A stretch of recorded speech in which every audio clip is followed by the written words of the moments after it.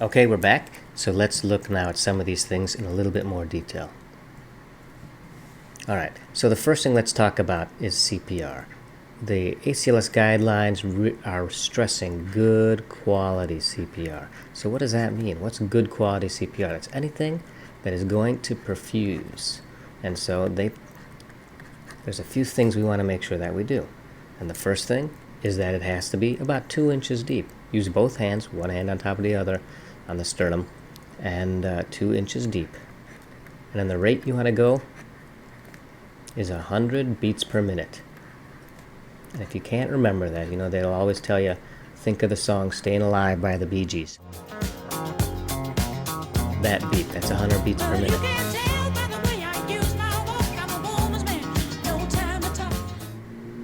Then you can give oxygen, and then the next thing you want to do is put them on a monitor, and this is very important in order to know what the rhythm is. Now we talked about already that when you are going to check a rhythm, you have to stop CPR briefly, so keep this as short as possible. All right, and then the next thing you want to do is shock. And how much do you shock at? Well, it really depends on the kind of defibrillator you have. If you've got the old school ones, the monophasic ones, now this delivers current in one direction, takes more energy, so you're going to crank this thing up to 360 joules, and that's the only energy level you're going to use. Now the biphasic ones, these are the newer ones, and these deliver energy in 2 directions. You can use less energy with these, and this is good because you're going to have less burning of the chest, and they'll probably be less sore afterwards when you get them back. So 120 to 200 joules is what you really need for that. Okay, then we're going to go back to CPR, and we said we want to do 2 minutes of CPR, and when you do that, you want to try and get an IV. Now what happens if you're unable to get an IV? Well then, place an IO. So no IV, get an IO. And there are devices that they make that are these mechanized drills that you could get an IO in about 10 seconds. And I'll put a video up of Dr. Ward using one of these devices so you can see what it's like. Okay, so now we were back at that part of the cycle again where we change the CPR guy to check a rhythm. So we have to stop CPR to do both of these things. So why not do both at the same time so we can minimize interruptions to CPR.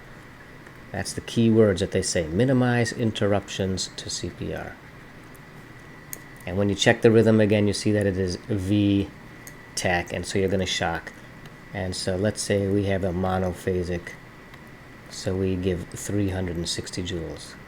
Now, I have never seen a biphasic defibrillator. I don't know if these things are just super expensive or nobody wants to buy them. Whatever that's worth. If you have a biphasic one, you can give 120 to 200, but let's just say we have a monophasic, so we give 360 joules. Okay, so at this point, we had shocked him, again, because the rhythm remained in V-tach, so we had a shock-resistant cardiac arrest. So what we're going to want to give at this point is some kind of vasopressor, with the idea being that that's going to squeeze the blood vessels and force the blood towards the heart and maybe give us a better chance of having one of these defibrillations work. And the 2 vasopressors we could choose from are either epinephrine, the tried and true, or the newer one, which is vasopressin. And so epinephrine is given 1 milligram every 5 minutes. So if you're leading the code, you're not going to remember every 5 minutes by watching the clock. You'll have someone else do it. And that's a great job for one of the nurses who was writing down the drug doses, what we call the recorder. They would do that. Alternatively, you can give vasopressin to replace either the first or second dose of epinephrine. Now, one study showed that vasopressin does constrict the blood vessels in the muscles, the bones, the GI, and all the other peripheral tissues. It does to the heart, but to a much lesser extent, and it may even vasodilate the blood to the brain. So what this is going to do is selectively shunt blood towards the heart and towards the brain, which is exactly what we want. But if you give vasopressin, remember, it can only replace the first or second dose of epi, so you're going to need to go back to that Q5-minute schedule with epinephrine. And then the next thing we need to do is put in an airway.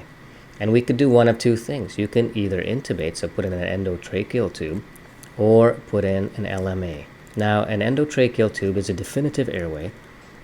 It is a plastic tube that goes right into the trachea and is going to give you much better ventilation.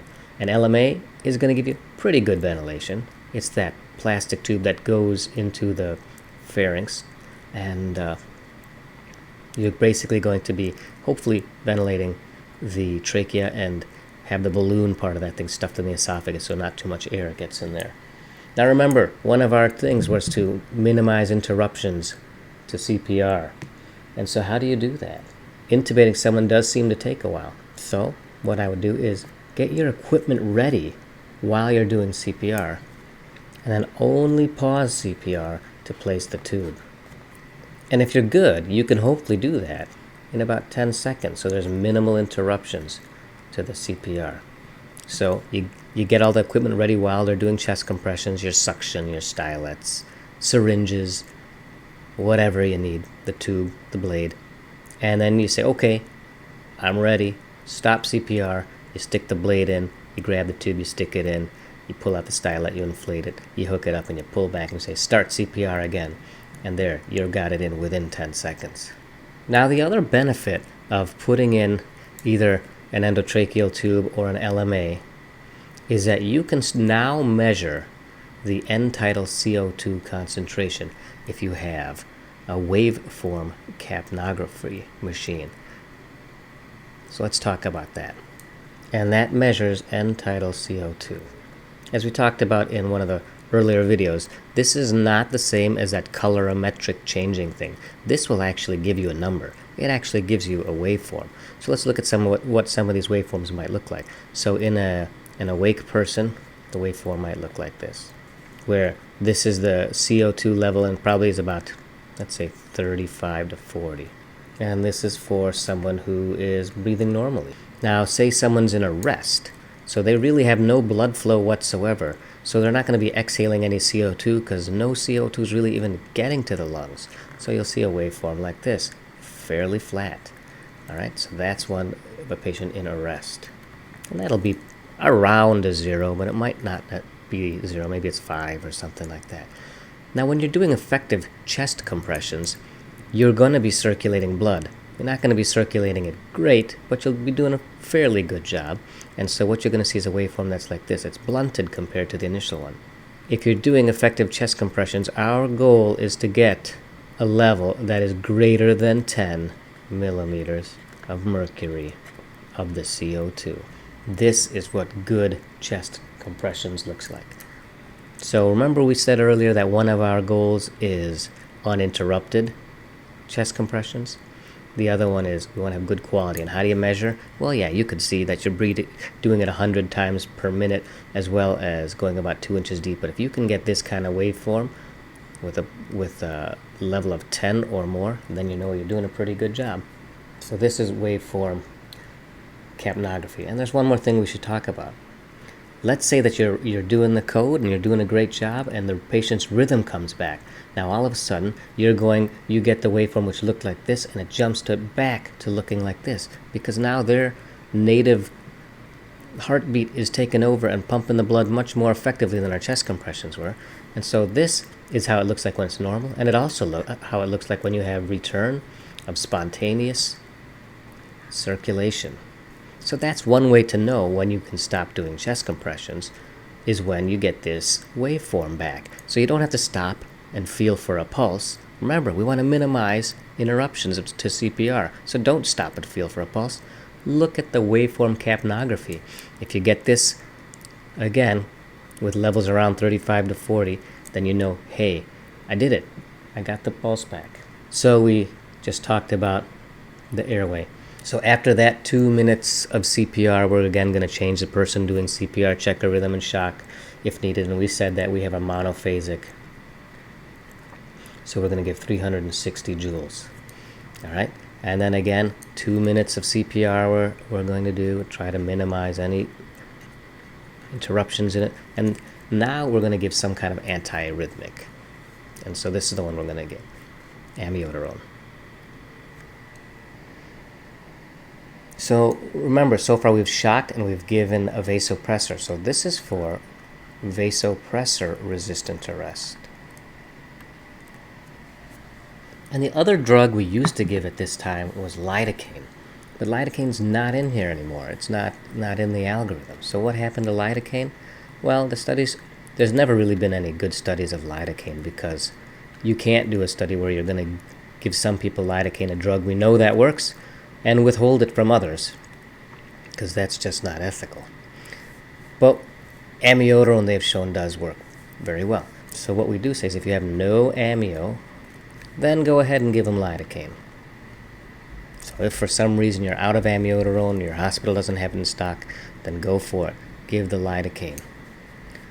I'll put the dose here for you too. It's 1 to 1.5 milligrams per kilo.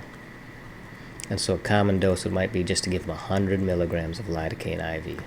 All right, now let's go back here. So we've given a drug. We're doing the chest compressions, and now we switch to CPR guy. We check the rhythm, and we still notice that he's in VTAC, and so we're going to shock him again at 360 joules. At this point, we've pretty much hit everything that we could with this guy. So it's worth considering, while we're doing our next round of CPR for 2 minutes, it's worth considering anything that might be reversible. And so these are the 5 H's and the 5 T's. And there's 100 different mnemonics for this, but pick whichever one you like. This is the one that they always use, so this is the one I'm going to stick with. So what are the 5 H's? Well, hypovolemia, hypoxia, hydrogen ion, any hyper or hypokalemia can do it, and hypothermia. The 5 T's are tension pneumothorax, cardiac tamponade, toxins, and by these they typically mean TCAs, tricyclic antidepressants. And then the last 2 are both thromboses, and that might mean a PE, or that might mean an acute coronary syndrome, an MI. So these are obviously reversible causes. So how do you reverse these? Hypovolemia, obviously IV fluids. Hypoxia, oxygen. Hydrogen ion, well, if it's really low, you could give bicarb, but it's probably best to treat whatever is causing that acidosis. Hyper or hypokalemia, if you're having an arrest from hyperkalemia, I would give bicarb. Or if it's hypokalemia, of course, you want to give potassium.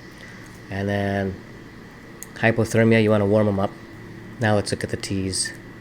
Tension pneumothorax, well, they get a needle. So a needle thoracostomy. Tamponade, they get pericardiocentesis, so they also get a needle. Toxins, the TCAs do require bicarb too, so we're going to put bicarb here. Thrombus, a PE thrombus needs TPA.